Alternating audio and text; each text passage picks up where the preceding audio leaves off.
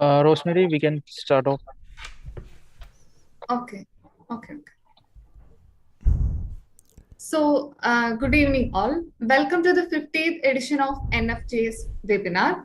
It's an honor for us to have Professor Dr. Jos Berengueres in today's meeting to give us a session on the topic Design Thinking for Happy Customers. First, I would like to welcome our General Manager, Mr. Srikanth Ramakrishnan, to introduce and welcome Professor Dr. Jos with us. Over to you, sir. Thank you, Rosemary.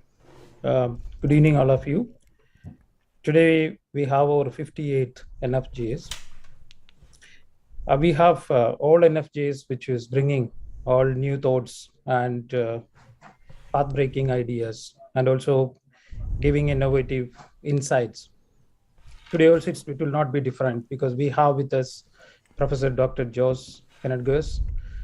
Dr. Jos is from Barcelona, and he is holding Ph.D. in robotics from TokyoTech, and he holds multiple US patents.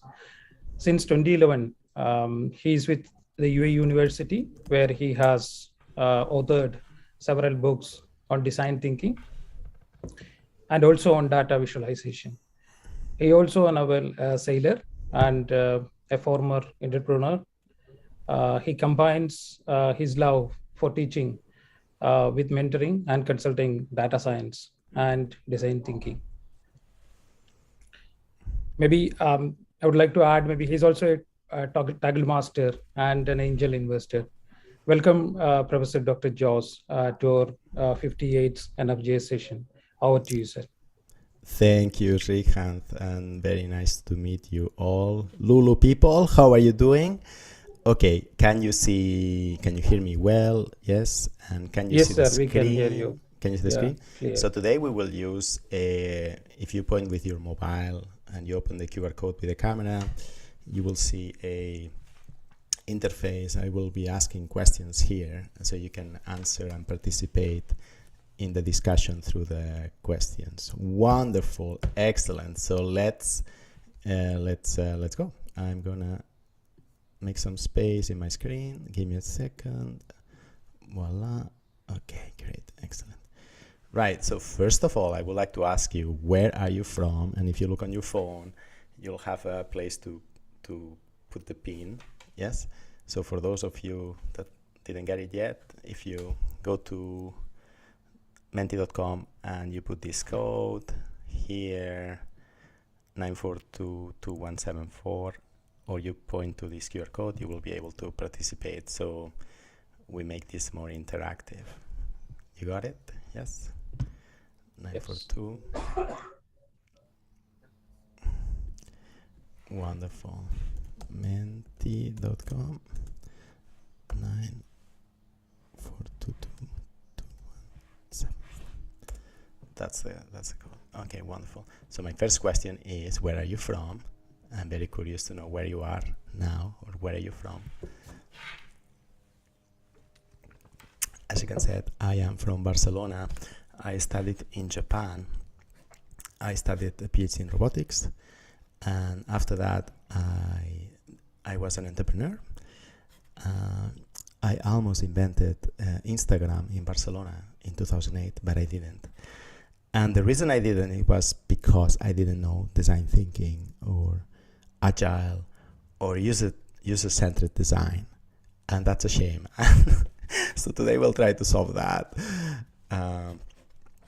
so that you can be more successful in your work or outside your work. Good. So I see a lot of people from India. Some of you are in Dubai and some in Abu Dhabi. Very nice. Wonderful. Great. Excellent.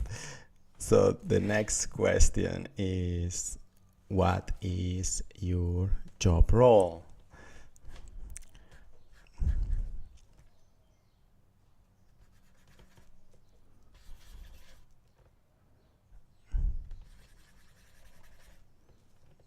Right. Interesting.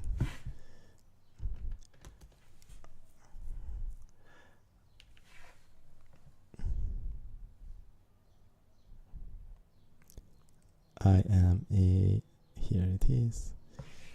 Wonderful, excellent. I see. So we have UX designers, developers, managers, more developers. Wonderful. Great. And a lot of people in other. You can type in the chat your job role if it's other. Wonderful, excellent. Next question is, what skill do you think is most important today to be successful in your job?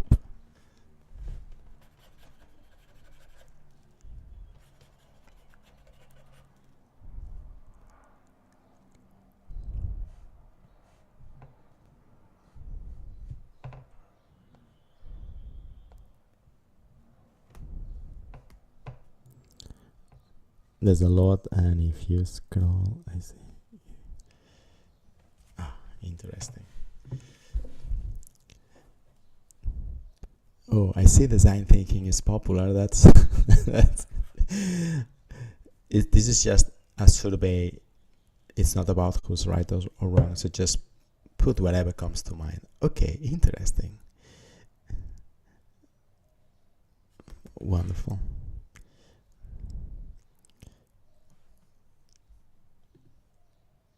Great. And the last question for today. Are you familiar with these concepts? Agile, Lean UX, design thinking, which is what we are going to talk today. Design thinking for life coaching, which is another topic. And Google Design Sprints. Interesting. So for those of you that are familiar with design thinking, you may already know that design thinking, Agile, Lean UX, Google Design Sprints, they all share 50 to 60% of the tools and the way of working. So if you know Agile already, for example, it's very easy for you to master design thinking, because many of the ideas behind the success of Agile, self-organizing teams, go to where the information is, and so on. They run parallel to many of the principles of design thinking. Wonderful, excellent. And design thinking, which was invented about 30 years ago in California, has been so successful that we have seen, for example, 3-4 years ago, two US professors, they took a few things of design thinking and they applied to life coaching. They wrote a book called Design for Life, and they also teach a course at Stanford called Design for Life, one of the most popular courses right now at the university there. And what they have done is apply the design thinking principles to design your life and your career. So it's very interesting. So as you can see, it's a very successful philosophy. So today we're going to see what is this design thinking about and why should we care about it. So what is design thinking? So before we go into this, let me ask you another question, which is, do you recognize these two pictures? Yes, you can type in the chat. Yes, okay. So if I ask you, which one do you think is more complex? What would you say?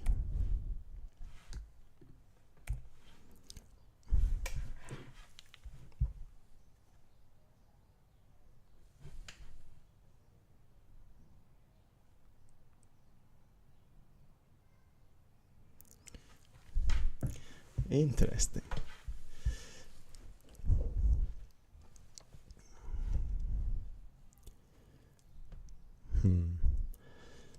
I put these pictures here because the Golden Bridge, when it was built, was one of the most complicated things that man had built ever. And it was a wonder of, it was built about 75 years ago, and it was amazing. But if you compare it to an app or any of the app we use today, if you count, for example, the number of components of each project, apps have way more different and unique components that the Golden Bridge. If you think about it, the Golden Bridge has a lot of similar components, trusses, cables, bolts. It has a lot of bolts, but they're always the same kind of bolt, and the way we put them is always the same. See, and the bricks, the same. All the bricks are very similar. So if you think about the number of different components, about the relationship between these components, in number of relationships, a number of different components, any app today is way more complex than the Golden Bridge, even though the size is very different. And so we live in this world of, especially in software, of complexity. And what does that mean? That means that the old thinking that we all have been taught at school, which is the engineering thinking, which was very successful, very successful to build bridges, which was about, okay, you have an idea, you want to build a bridge, fine, you make a plan for the bridge, right? You plan it, and then, well, you start building it, right? You build it, and then you test it, right? And then you evaluate it. Very nice. Right? That's the typical engineering thinking. And because engineering has been so successful in our lives, especially civil engineering, when software appeared in the world, what did we do? We applied the same, we copy-paste the same ideas from engineering to software. Well, what's the problem? Well, the problem is that they are very different problems. Like, as we just saw, software, the complexity of software is very different from engineering projects. Engineering projects might be huge, you need to plan months in advance, and so on. But the complexity doesn't compare to the thousands of relationships, the fragility of the systems that we face today in software. Imagine today a simple website relies on so many stacks of technology, versions of software, and so on. Any of you who is a developer knows these bugs, right? And so that means that we cannot apply the same thinking that made us successful to this new world of complexity. There's another interesting thing about complexity, and those of you who know Agile know this, is that in a complexity world, there is so much knowledge that we need to know in order to have a successful project. In other words, we need to know so many things about the relationship between the components of our project that it is impossible for a single person, the boss, to know everything. And you cannot be a good boss if you don't know anything. In other words, when you are in a complex situation like software or websites or e-commerce, the idea of having a hierarchy doesn't work very well, and that's what Agile preaches, and that's why Agile is so successful, because Agile has recognized, yes, in a complexity situation, the boss doesn't know everything, so the role of the boss has to change. And so in design thinking, we have a very similar situation. So yes, the Uber app is orders of magnitude more complex than this amazing feat of engineering, right?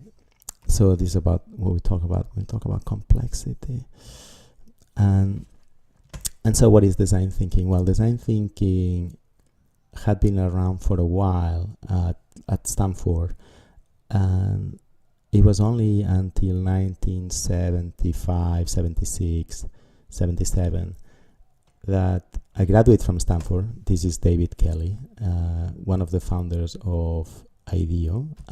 IDEO, if you know, it's the company that it's a design consulting firm. So companies that need, for example, a design for a new phone or a new mouse or a new ATM. It is a company that provides these design services. So imagine, for example, Wells Fargo, this American bank, when they need to design the ATM, and the menus, the machine, the sounds that the ATM does, they don't do it in-house. They go to firms like IDEO, and then IDEO designs the ATM, and so somebody else builds it. IDEO was the first firm to use design thinking, and it was like a secret weapon, and it was so successful that and nobody knew exactly why, but they were so successful. The customers of IDEO, they Wells Fargo, all these companies, even Apple, which was one of the first customers, they loved the results, and they didn't know how they did it, but they loved because the customers didn't complain about the products. So that was the first time that we saw, wow, design thinking is quite interesting. And from that moment, which is about from late 70s until now, basically, design thinking has taken the world by storm. And it started with industrial design, industrial products, consumer products, but then it shifted to designing service applications, designing the hotel experience, and so on. You can basically apply design thinking to anything that involves a customer. Hospital visits, a restaurant, anything. In Europe, design thinking is often known as service design, and in America it's more known as design thinking. Right, so this is David Kelly, a key figure in this, because he was basically the first person who started making money out of it. And then the whole design thinking thing exploded in 1999 when IDEO, the firm that David Kelly founded, was featured in a 60-minute episode in ABC TV, American TV. And then it just became super popular. So that's the background. So let's see what is the secret weapon that these Americans discovered. And so design thinking is basically a methodology on how to work when you have a problem like design a new application that the customers love. And usually you will see this chart, this famous chart. It's usually five phases.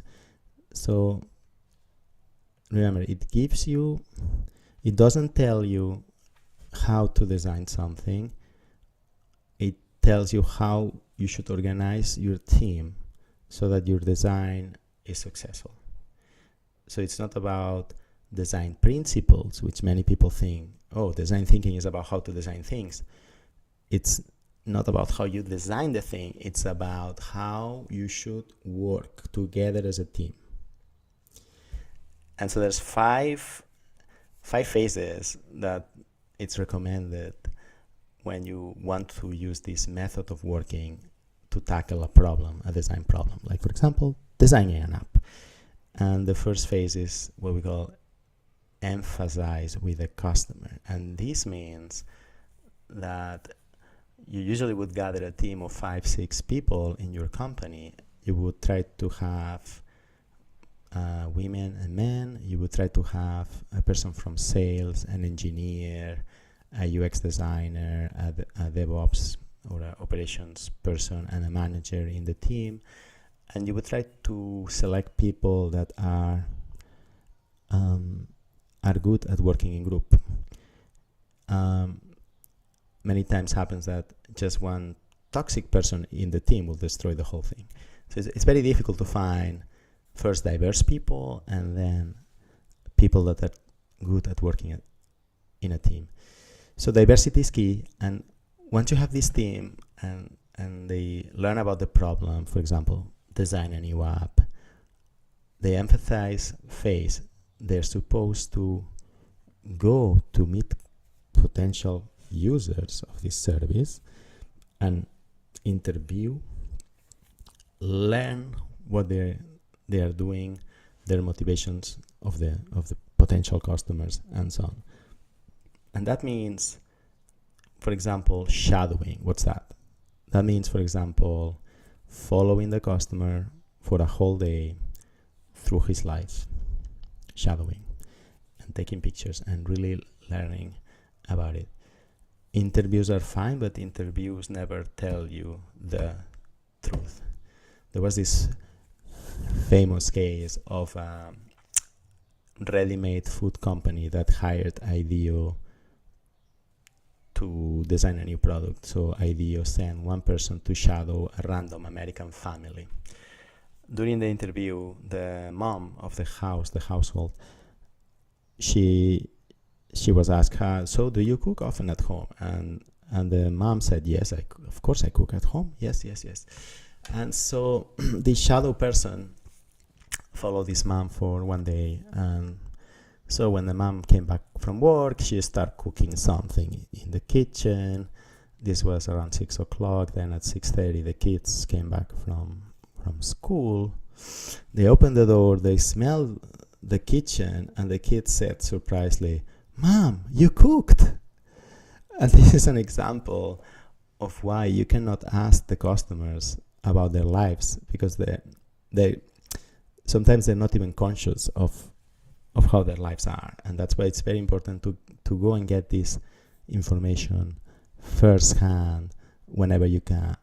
And you may think, oh, that's an easy skill I can do. No, it's a really difficult skill. Actually, the best people at doing this are the ones who have studied a specialty called anthropology. And that's why you may find a lot of anthropologists working at design firms like IDEO. Right, so very important thing. Then the second one is to define the problem. So usually what we do is we would spend 2 weeks full time learning about the customers and the problems. 2 weeks. And 2 weeks. And we would take pictures and make reports and videos. And then we would come back into a room and we will sit around a table, and then what we do, we debrief, we explain what we learn to the rest of the team. That's fascinating. And so we learn about the stakeholders of this problem. Usually it's not just the customer, there's other people involved, the companies, governments, parents, kids, could be. Then we identify what are the main points, what did we actually learn, and then you have a more defined problem. Once you've done that, you're in a very good position to ideate, what we call propose ideas.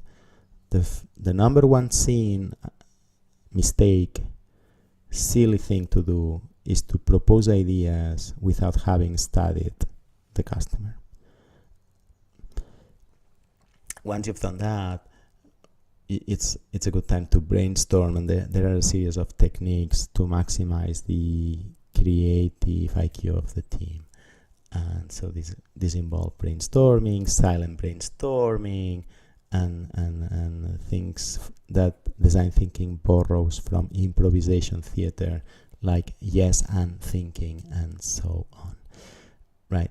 Then once this is done, this brainstorming is done, brainstorming of solutions and ideas, it's a good time to do a prototype, which involves taking your maybe sketches or just words of ideas and making them a bit more real.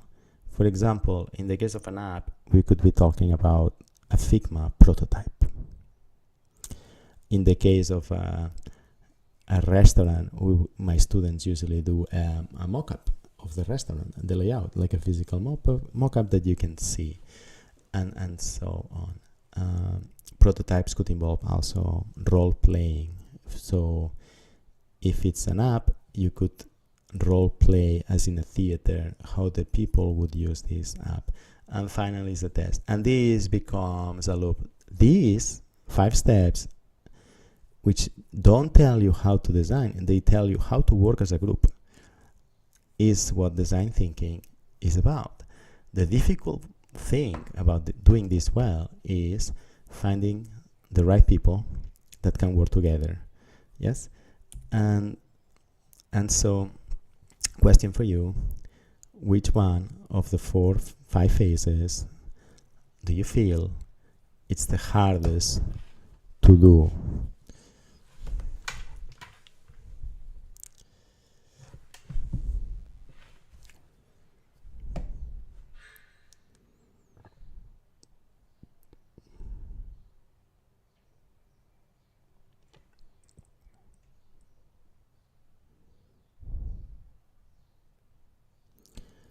Well, actually, for us engineers, that nobody has told us ever how to empathize.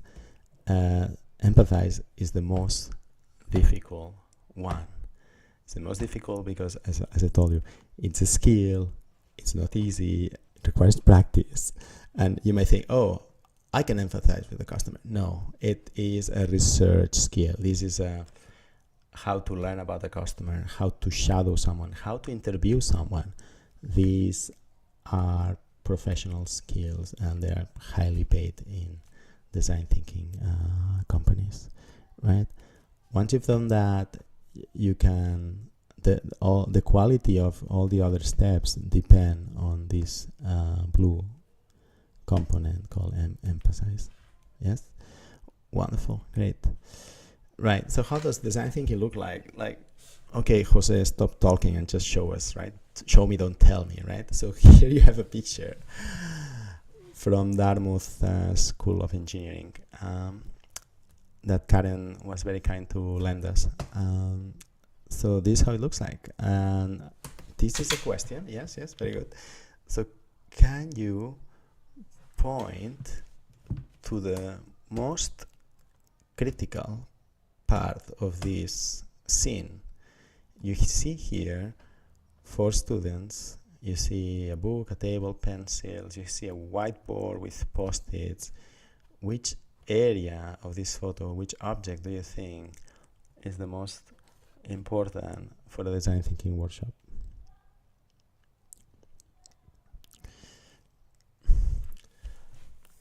All right, that's very interesting. I see.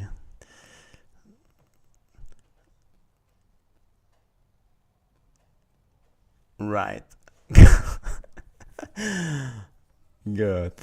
Yeah, very good. Right. So interesting. Okay. Right. So here's a small explanation of what's going on here. This would be the ideate phase in a typical design thinking. This means after having spent 2 weeks researching about the problem and the customer, and what we post on the whiteboard is all the things that we have learned. For example, here you can see some pictures, so probably showing us the problems of the customer, and some post-its which probably are ideas. And what's happening here, this is design thinking in action. What's happening here is that this whiteboard is a place to hold information. Remember that the humans cannot hold more than 7 pieces of information at the same time in their brains, right? So what's happening here, we're using this whiteboard as an extended memory of our brains, and then we're using it as a shared memory space in the hopes that any of these 4 students might have the solution to the puzzle to solve this problem in a creative way. And that's why having a whiteboard and having the information displayed in this format is so critical to do this process. Today we can do this with Miro boards or FigJam and other tools, but remember this, very important. If you go to a design thinking company and they do not have a whiteboard, that's a red flag. Right, here is another picture. This is a workshop we did for Apple in 2013. These are the engineers that designed the mechanical enclosures of the MacBooks. And so this is how it looks like, a prototyping tool. You may think, oh, I'm working for Lulu Group. We do software. Yeah, but you still can prototype you still can prototype with paper. It's amazing. It's really good. In this case, they were prototyping a toaster. Right.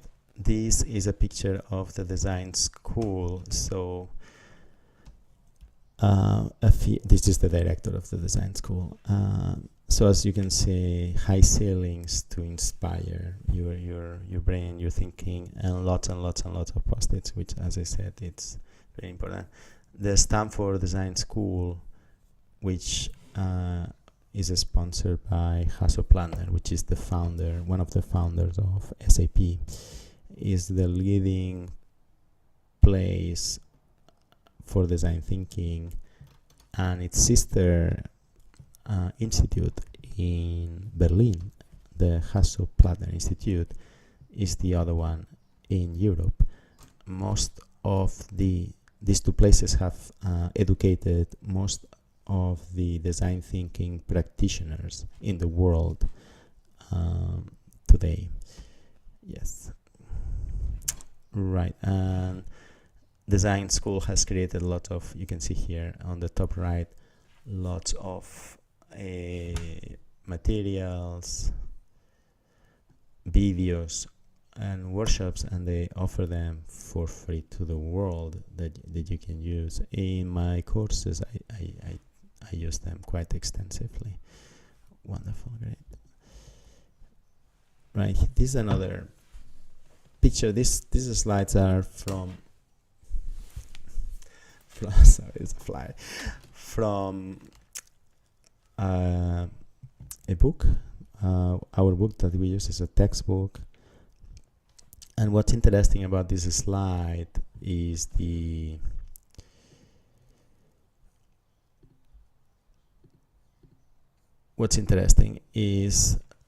role. So if you notice here, I'm just gonna annotate this a little bit. Yeah. So if you notice here, you have a table, and this table is not huge, it's small. And the reason it's small is that you want to have a good fluid communication between your team members.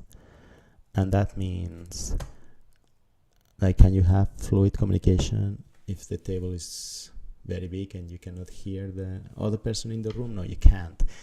So that's one key point here. The other key is the chairs, that all of them have wheels.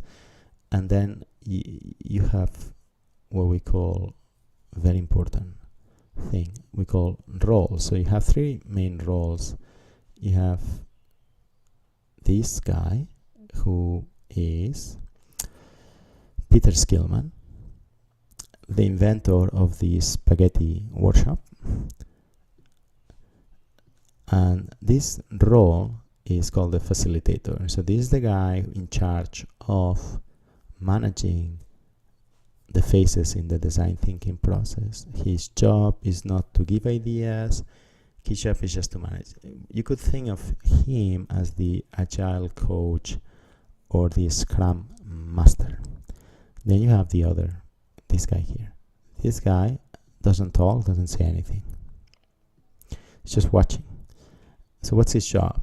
He's called the backup man. And this guy here and this guy here, they will meet in secret away from the rest of the people, and they will discuss things. And because he's just watching and he is busy talking, he can see things that the facilitator misses, and this is very important. And then you have normal people here, 1, 2, 3, 4, 5, 6, 7, 8, 9, 10.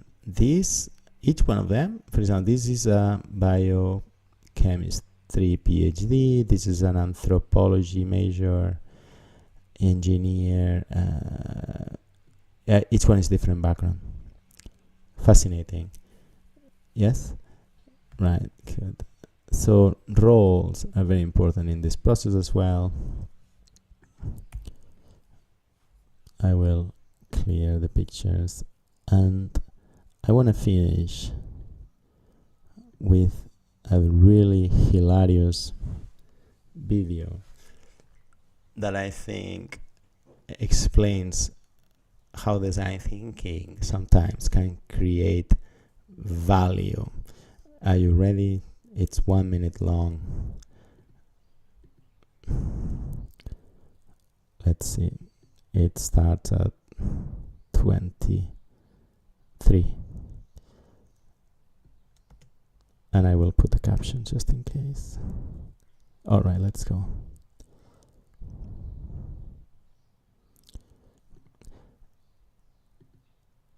Let's see. He is going to talk about the Aerostar Tunnel. If you're familiar, the Aerostar Tunnel was built between London and Paris, and it goes underwater.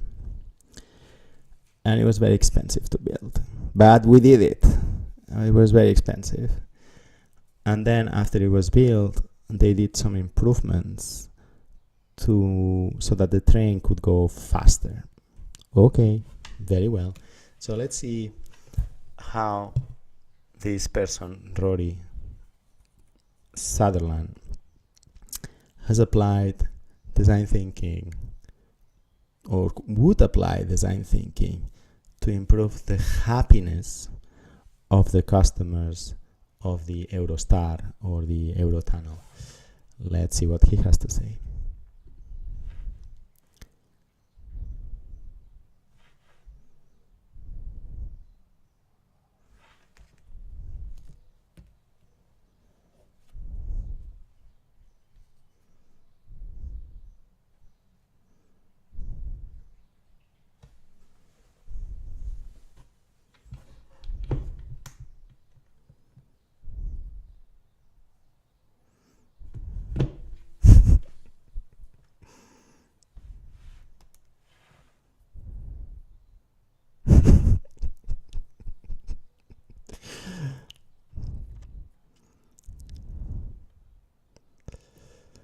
I will tell you why. It's because the bosses were engineers and they were looking for an engineering solution instead of thinking, how can we make the customers happier? And it's true that if you put Wi-Fi on trains, people forget about time.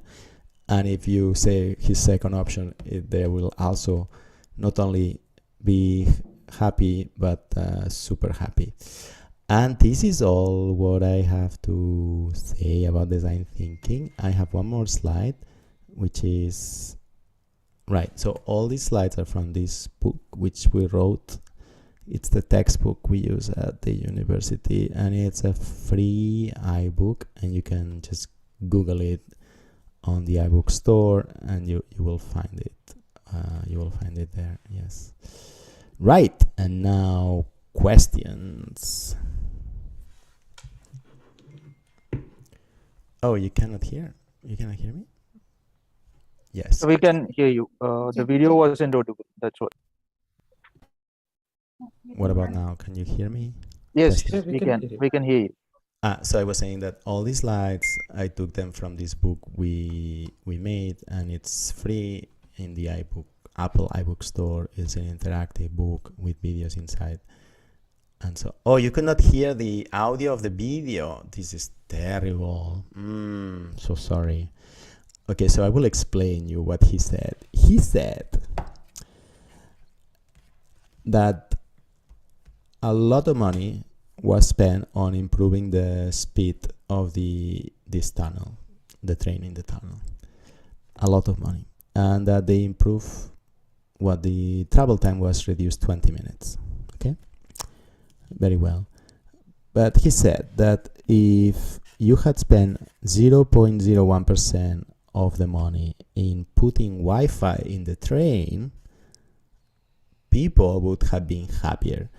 And if you had spent 1% of that money in hiring the top 100 models and supermodels to give champagne inside the train, the customers would have even been happier. And he wonders why this option was not thought about, because it's true that when you put Wi-Fi on the train, people forget about time. And probably if you offer 20 minutes shorter time or Wi-Fi on the train, I know what's gonna make customers forget about the length of the travel time. It's the Wi-Fi.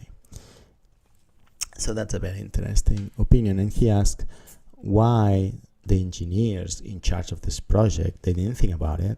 And it's because, well, first they didn't use design thinking, and second, they didn't have any psychologist on board, right? And so that's the thing that design thinking solves. Just imagine how much money was wasted. And if they had spent like 1% on Wi-Fi, they would have achieved probably a better customer satisfaction. Yes? So think about these blind spots when you're working. Think about having a diverse team around you, giving you different perspective, because everything counts. Wonderful. And with this, I will give my word to... Yeah, it's it's engineers. Right, any questions?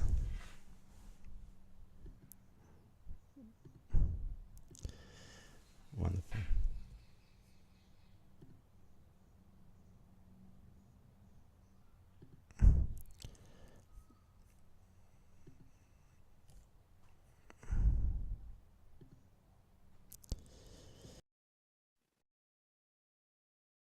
Professor, one question. Ankur this side.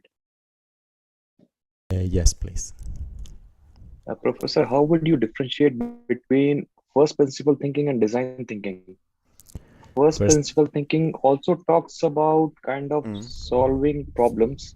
Okay, and this also I would look at a problem solving technique centered around people. Okay, and we have examples of Elon Musk talking about first principle thinking, solving problems at Tesla, SpaceX, building innovative products. Then if you go back some time in history, we have Richard Feynman, the great physicist, who used to think that way. And how do we differentiate between these two? These two are similar in nature. Like, I mean, first principle thinking besides design thinking. Yeah, that's very good. I would say, for example, just give an example, right? Like, for example, if you are in the electric car business, and you know that when mass production comes, the cost is proportional to the materials that you're using. Once you have automation, this and that, yes, you know, you can use the mass production curves to see how the price of the components will move, and then you can say, well, I know you can predict the prices and the future and plan for it, right? Well, as design thinking, it's more about a method of how to work in group. Okay. It doesn't tell you, it tells you, hey, have a guy that knows first principles in your team. It will tell you that. But it will not tell you what to do with the first principles. Yes? Yeah, I agree. Okay.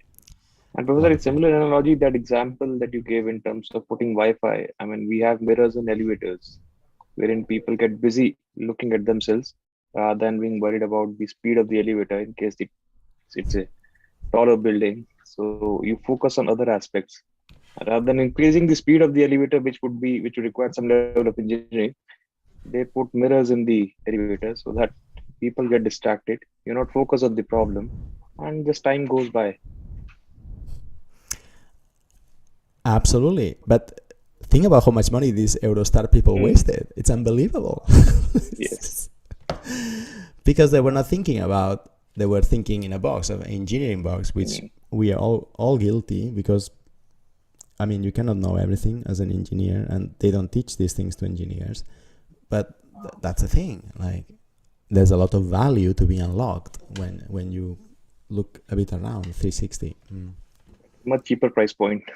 Yeah, but the thing is, it's very hard to put a psychologist working with an engineer, because they're just going to kill each other because they speak completely different languages. So how you make that they don't kill each other? Design thinking gives you these guidelines and this way of working together. So that's the thing. Okay, thank you very much. Sir, there is a question in the comment section. I will read it out to you. Yes, so please. it is, who owns or is responsible for the UX in an organization? Oh my God, that's such a good question. Oh, wow. Maybe somebody can answer this question in the audience. Yes, Joseph Clitus should answer this question. That was my question. If you are using Scrum or Agile in your organization, there is a guy called the product owner, right? So the product owner is the person that interfaces with the person paying for the app, whoever that organization or person is, with the engineer. So remember, you never let the person paying for the app talk to your engineers directly, because he doesn't know the damage it can do to the workflow. So you always have this product owner in the middle, a person that can talk to engineers and to the non-engineers. Fine. So the product owner is like the gatekeeper. And if you look at Agile, what we do is like time box the time we have for the project in weeks, sprints, and then decide what's the highest value we can deliver in one sprint. And usually the person paying for the app wants everything. Like, I want this feature, and I want this feature. And the job of the product owner say, yes, but you can only have one for this sprint. Which one? And then once they decide, the product owner decides what goes into the sprint backlog.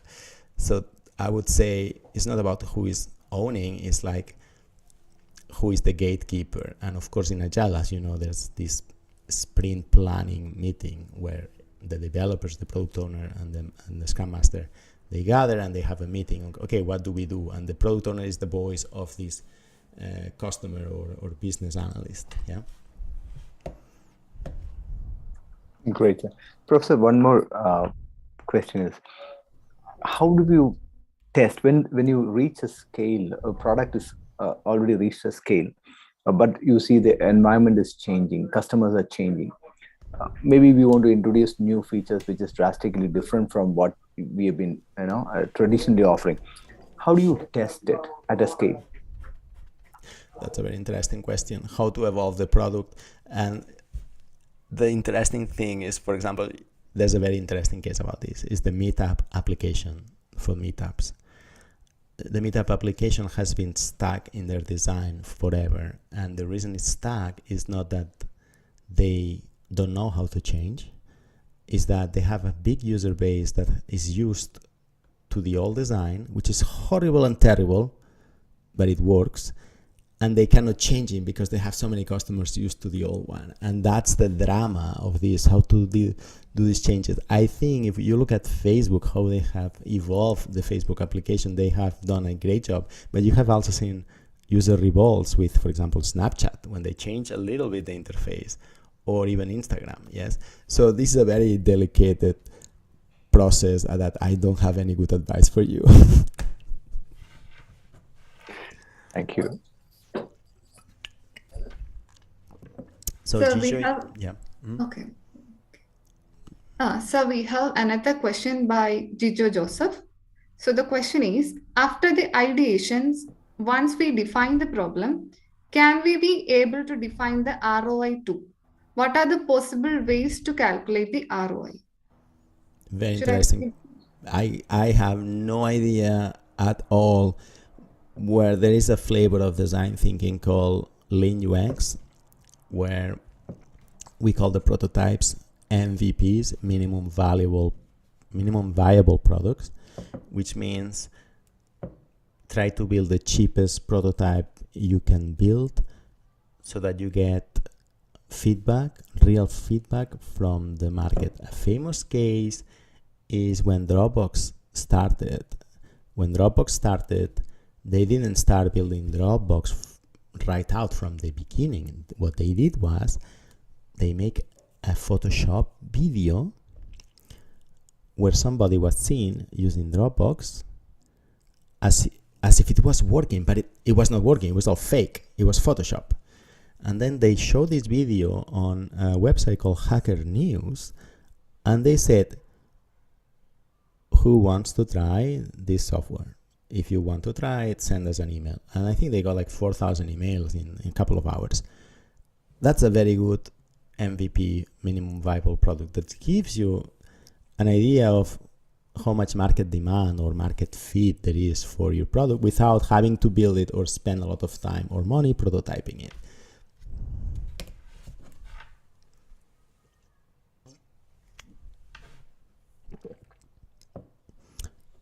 Wonderful.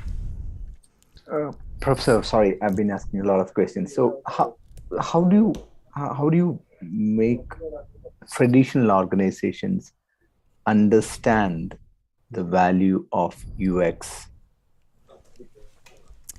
This is a thorny question, Joseph.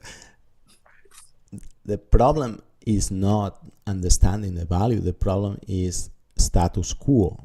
Like if you have a successful organization with managers and middle managers whose power or even employment depends on a given way of working, and we come with a new idea from outside that they don't know anything about it, that threatens their world, what do you expect? The natural reaction is resistance.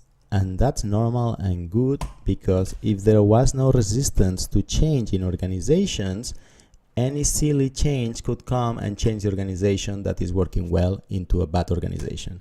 So resistance is a protection mechanism.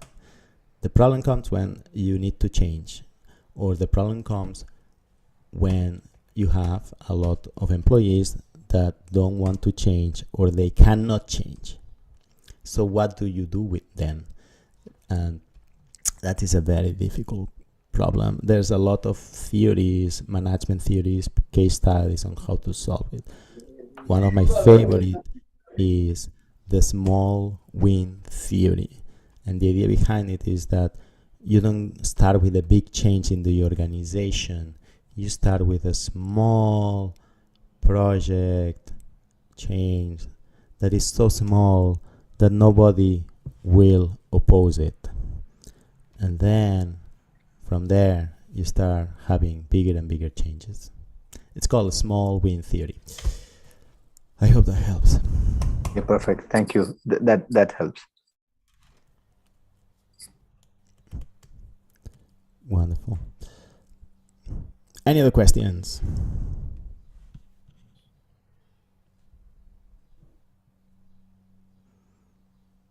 I hope there is any other questions.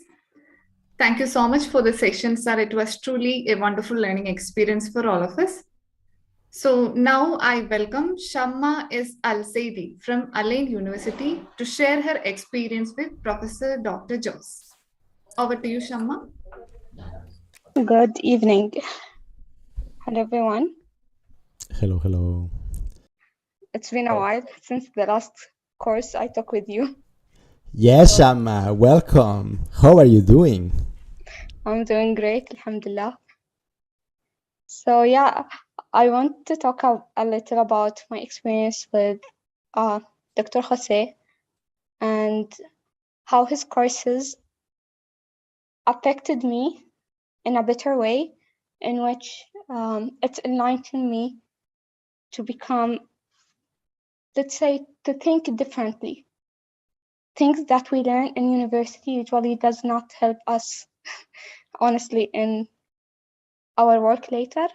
But the things that we learned during the course with Dr. Jose definitely are the most useful out of everything I studied in the university. So I'm really thankful for that.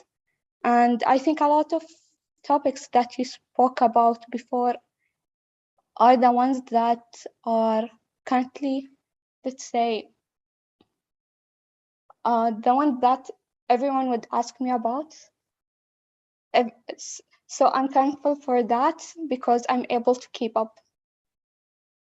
I think this is the main thing that I want to say. And Thank it's you. nice to meet you again. That's so amazing. Thank you. I'm so glad that what I teach was useful, at least to someone. It certainly is. What was the most useful thing that you have used at Lulu, Shama? I would say it's not a thing as much it is the way of thinking. It's a very good answer. Very good answer. A+ for you. I got an A, so yeah. You got an A, no wonder. Thank you for these kind words. That's very nice. Thank you very much. Super awesome. Wonderful. Thank you, Shamma.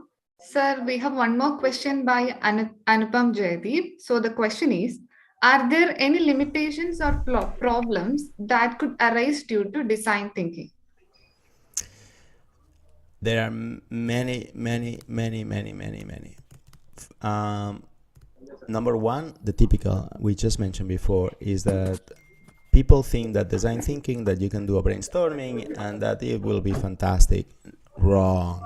Doing a brainstorming without doing the homework of going to understand the problem for 2 weeks, useless. Completely useless. That's the number one problem. The number two problem, having toxic people in the team.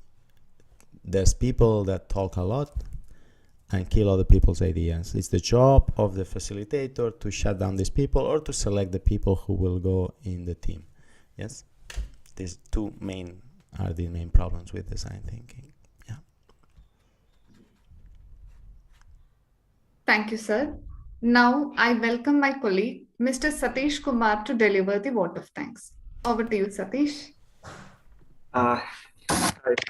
Good evening to all. It has been such an honor to be part of this wonderful interactive session, sir. On behalf of our PD family, I esteem your presence here, and I sincerely gratitude your presence here, and you make this session more interactive with us because of the presentation and the interaction and the questionnaire, everything.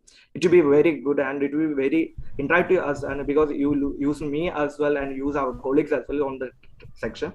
So and also the things, because these things are the life cycle of our job cycle, because these are all things we are just going through all the days on your life cycle. Okay, so you make the day more better than sessions, and I really thank you for your presentation and on your interaction and everything. So thank you so much for your thing, and also I want to thank you all the presenter to be part here with us and make the section more interactive. Thank you all. Thank you. Namaste. Satish. Thank you. Thank you.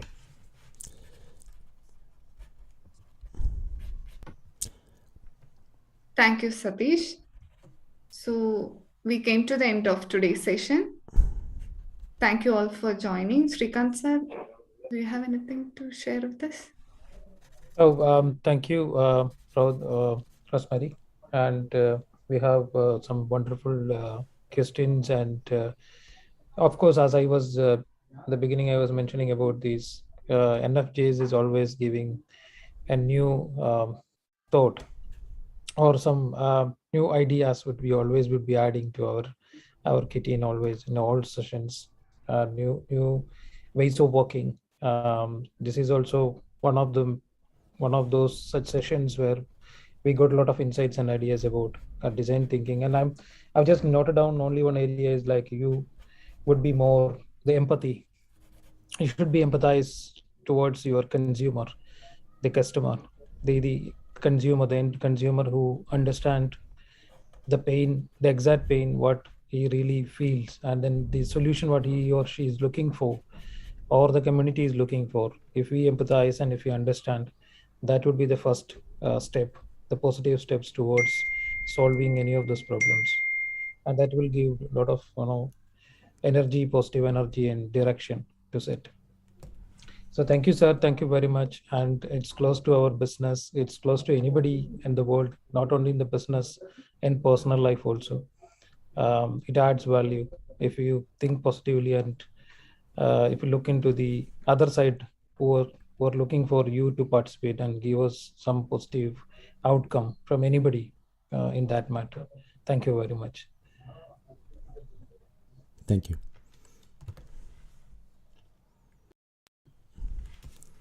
Thank you, sir. So we can wind up the session for today. Thank you all for joining. Bye-bye. Have a happy weekend. Thank you, sir. Thank you. Thank you, sir. Bye-bye.